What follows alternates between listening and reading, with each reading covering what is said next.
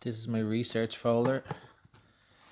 Um, for the first, this is just the intro page that we got. So my process for this was that I first of all would read and annotate the text.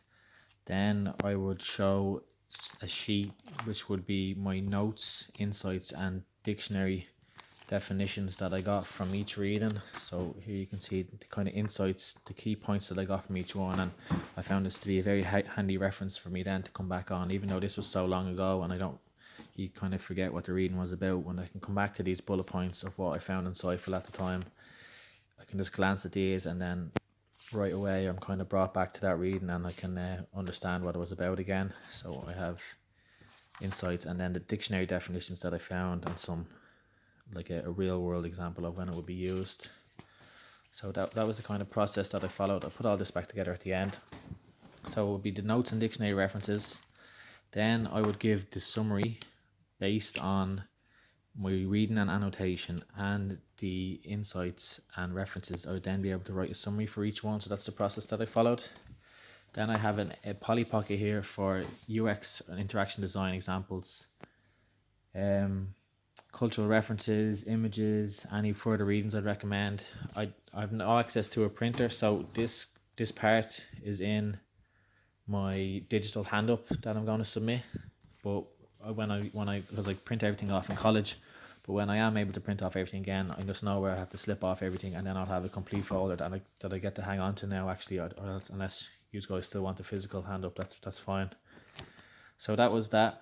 So here we have like the introduction to critical theory. This was an extra reading, I think, on week 1.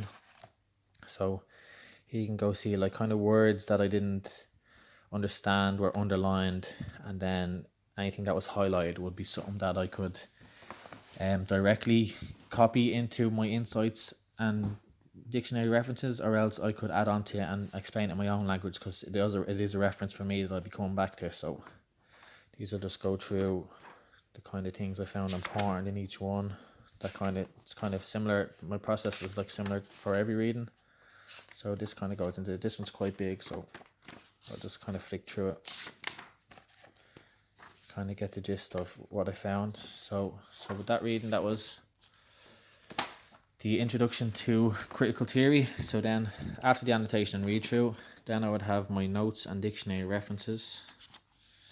So here, like an example of something that I found interesting could be like, I don't know, the choice presented by many software dialog boxes between OK and cancel can be thought of as monological. Sometimes we click OK when we really mean, what the hell just happened to my document? So it's something that I just found insightful at the time, and now because it's all broken down here, I don't have to go through the annotated read through again. I have kind of a piece of everything I found important, and then the words that I needed to look up. So the same thing again, like I got these printed out because these were all done up until the point we had to take a break, so that was no problem. So here you kind of see the summary. That's the summary of that reading, and then we move on to, this is again the Polly Pocket for UX interaction design examples. This is in my digital hand up again. You'll see it labeled. It's labeled clearly. So then we just have to pretty much go through the weeks. So this is the emoji reading that we had. We can kind of flick through this. Shows what I found interesting, what's highlighted, any key sections that I found. So that's that one. And then I'll put all this back together at the end. Then my notes and dictionary references from the emoji reading. So these are the things again that I found insightful, things that were very interesting, some references at the end. That and a combination of the read through would then allow me to write my summary of that reading, and then the example again included in my digital hand up shows the further readings, references and cultural examples that I found useful to that reading. With the readings that had 2 sections, so like with Michel Foucault, and then there was a commentary by John Bowers. I read these 2 individually and did an insights and dictionary references write up for each one, but then I did the summary as a group of 2 instead of 1. So I think it was for this one and for Bart's reading as well. that I could do my dictionary and insight references for each one, because they're both kind of different. So I found it very helpful. And then from combining the two of them and whatever further notes I had in these, then I could do my summary. It was at this point that I have everything else is digitalized in terms of insights and dictionary references and summaries, because I have no access to a printer at home, and I was printing these in college. So up to this point, everything is done and completed and in the digital handout that I'll submit along with this. But I just at least I have these kind of sections labeled. So this is where I can put my insights and references from John Bears when I get it printed. This section is where I can put the notes and references from actually Michel Foucault's text, and then this is where I have the summary then of both papers. So similar style then for these. So I can just show from here on my annotated the text that this is where I get all the information to come up with them key insights and summary.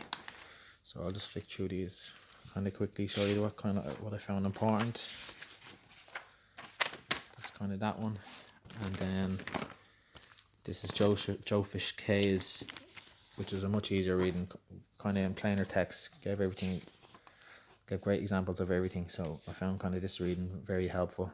So the combination of doing these two readings, annotating them, allows me to come up with the insights and dictionary references, and then as a result of that write a summary. And then again in my digital hand-up I have further recommended readings and insights to go along with that reading. So this is Sarah Ahmed's reading. I'll just flick through all these quickly just to show the annotations and a completed reading. So kind of like, let me see what's like something that I found interesting here. Like, if variable forms are enabled by diversity of uses, then specialization can be understood as stabilization as well as restriction of form. So something like that, and like that kind of stood out. Then I'd be able to explore further in my own research. So kind of key points taken there, highlights, some sections marked with asterisks that could be like a direct copy and paste into my insights and references, or else a highlight would be like a key word, and then I could add my own, like write in the language that when I do revisit things after not reading them for a while and forgetting about them, that it will make perfect sense. The next week's reading was Shoshana Zuboff's annotation and read through. So here we see that again, similar thing, highlighting what's important, giving me the grounds to break this down into bullet points then, which is how I learn.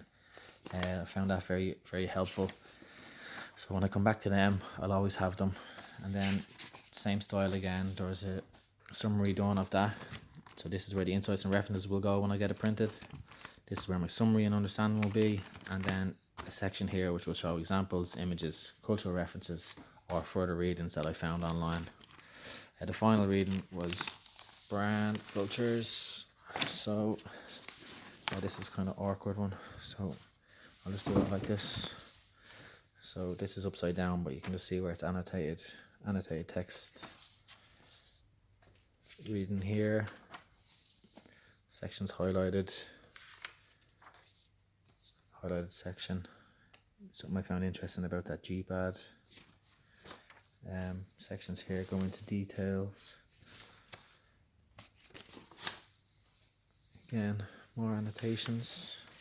And then I think as a result of this, then it can be seen then that obviously all texts are read thoroughly because of the insights and dictionary reference that I come up with each one, and the summary. So that's kind of the end of the folder. Everything else is labeled very clearly in a folder labeled week 1 to week 7. In each one then you will see obviously I have the annotation and read through here. Should be three sections in each one. One will show, just say for Shoshana Zuboff for example, one will show my insights and reference where I've bullet pointed everything into easily understandable chunks, and that show the key information that Shoshana is supplying in the paragraph or in the text. So this is where my annotation goes. This is the insights and references. This is the summary and understanding section, and then this will be a section with useful links in examples that I have in them. And again, all of these are in the folder that I will hand up digitally. So now I just have to put all this back together, which is going to be fun. Thank you. Take it easy. Bye.